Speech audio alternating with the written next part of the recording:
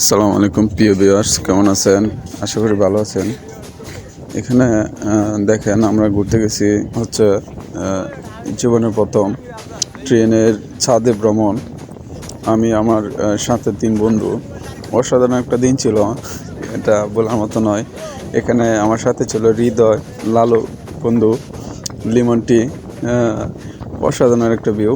আর বারবার দেখছিলাম হচ্ছে ওই দিক দিয়ে গাছের পাতা ডালে সে লাগে কিনা।